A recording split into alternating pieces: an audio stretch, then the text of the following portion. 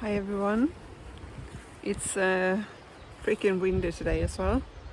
And this is the 18th of May. Yesterday was 17th of May. And let's see if I can be in a corner where it's not so windy. You would think that you're in the patch in the middle of the forest, it would be less windy here. But for some reason it's always windy, even if it blows from the north or from the west or whatever.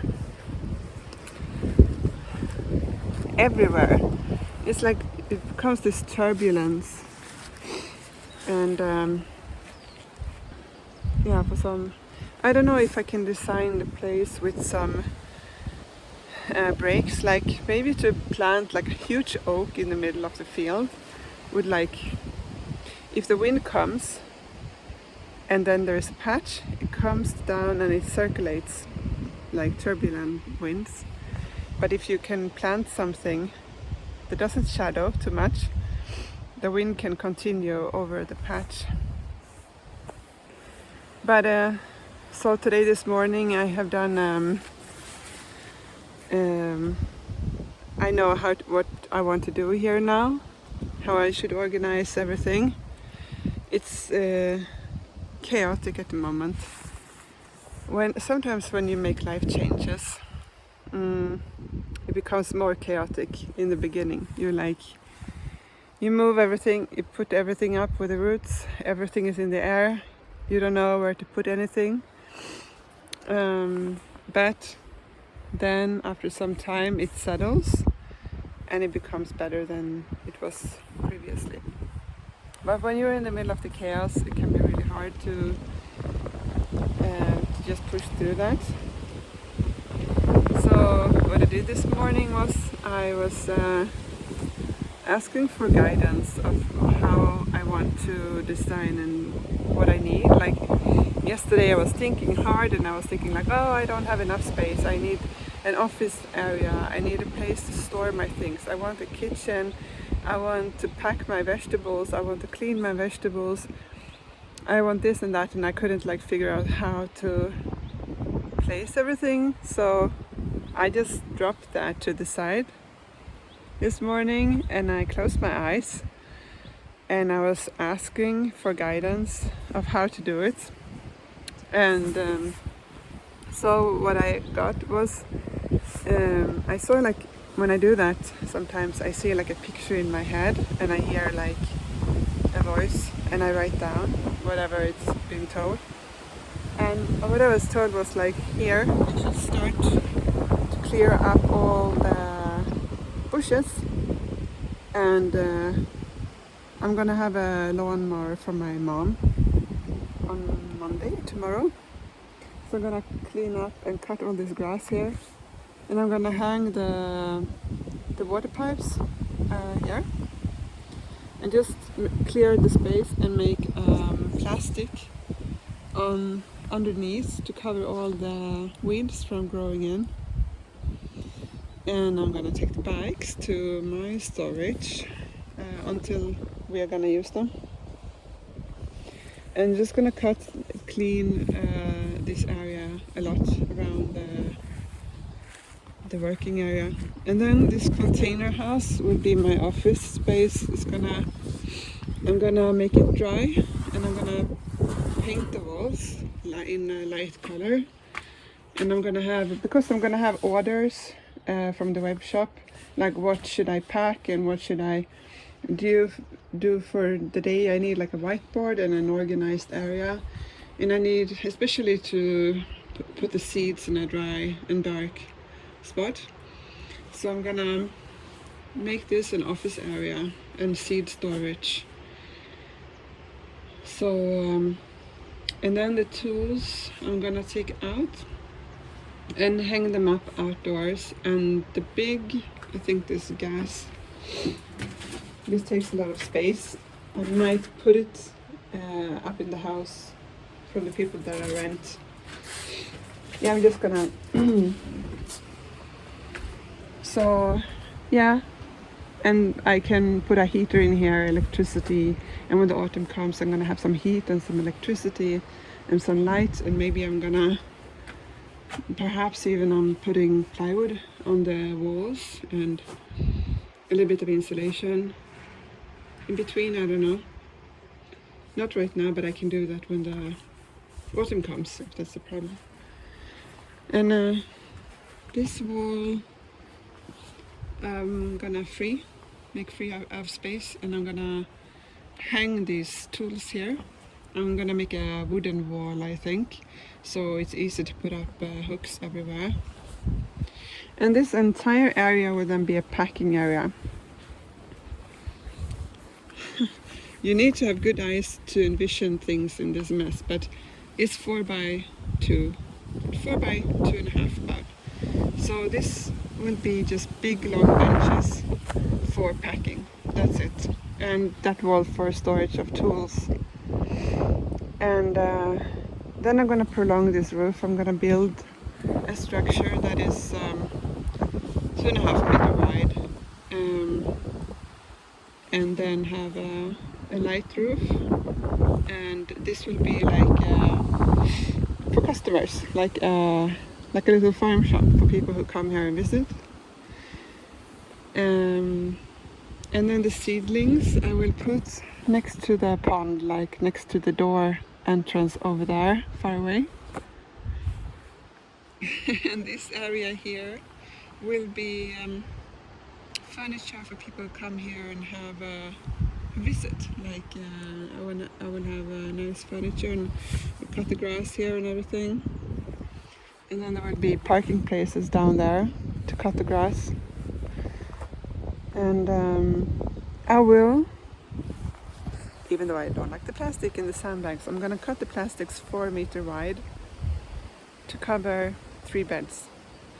And then I'm gonna fill the sandbags that I have in small patches, like that I can easily move 50 per day without me getting angry. And I'm gonna organize the wooden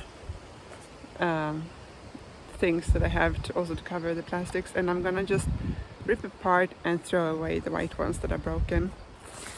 Weeds are growing into them and they make everybody sad. I'm just gonna get rid of that. So, and I'm gonna cut the bushes all the way on this side, and you see the grass is coming in between. Like I'm gonna clear up everything and just put a plastic underneath all the storage so we don't have weeds underneath them. So now I have a plan, and once you have a plan it's kind of easier to start working towards it. Like it gets stuck when you don't know what to do. Like if you're in between things, you don't know if you're gonna go for something or not. Usually it's better to go for something 100% than not, because then you can put all your effort into it and you will be more satisfied with what you've done. If you can be fully immersed in something, I think that's the way to do it. And even if it doesn't work out or anything, you manifest what you want. You put your energy into something. You show the universe and yourself how you want things to be done. And even if you have to move on, you're gonna move on in that energy that you put down. You know, if you always make things halfway, you're gonna get half in continuation of your life as well. So you should just go for it and do things as much as you want in your way, the way you want it, and hopefully it works out there. I'm just seeing in front of me, like having kids and families and elder people on visit here at sunny days, and they can have some fika, Swedish fika, and they can watch all the beauty of the plants and the flowers, and maybe somebody have a pony or a horse, and the kids can go on a tour in the forest with a horse. And maybe we can shoot with arrows and make activities. Fish in the pond. I don't know, make something fun out of it. Would be so nice. And yeah, I planted some flowers. I actually was almost sleeping and I saw these flowers in front of me. And like I saw these flowers in front of me, and then I entered the local flower and plant place, and then they were there just in front of me, and it seems like she's also having lots of tomato plants that I can buy for a cheap price. It's good. Sometimes things just work out.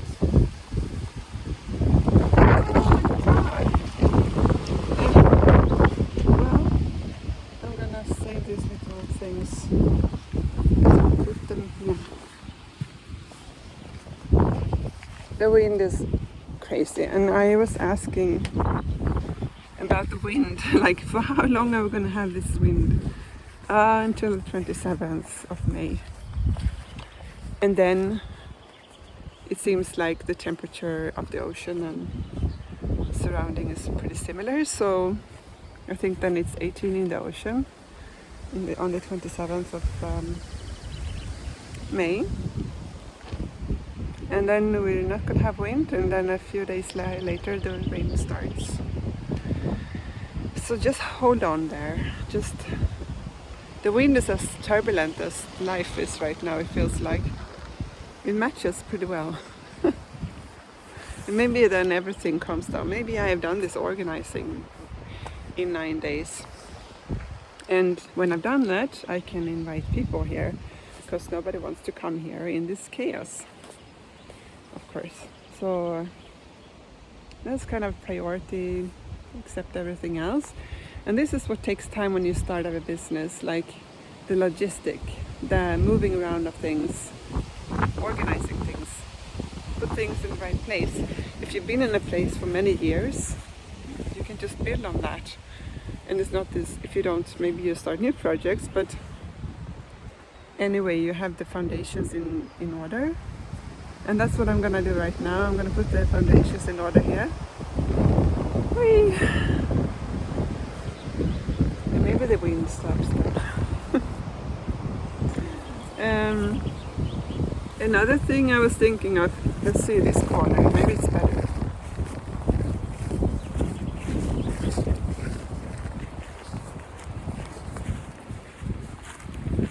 Yeah. The quiet corner next to the trees. So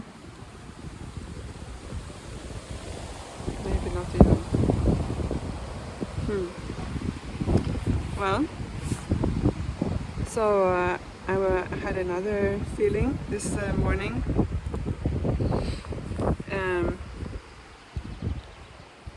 And it's about releasing fear of jealousy.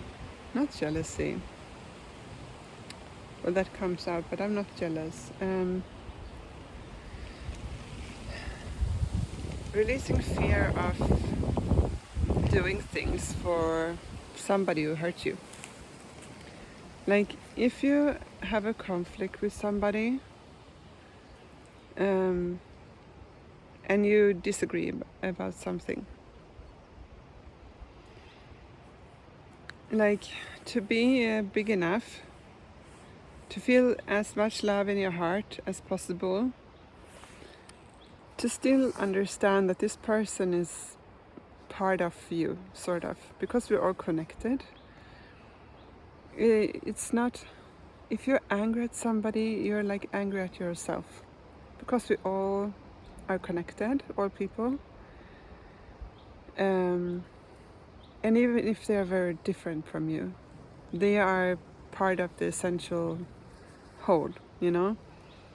They fill a role, maybe you don't understand it, but they fill a role here, and you do as well. And if you do anything that is hurtful and that is selfish, let's say for example, you could help a person with something.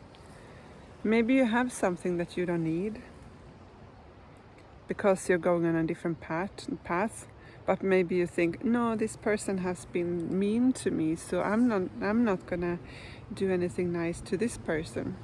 Why not? Sometimes somebody has to be the person who make a choice for the kind of world you want to live in, the kind of choice you wish somebody did for you.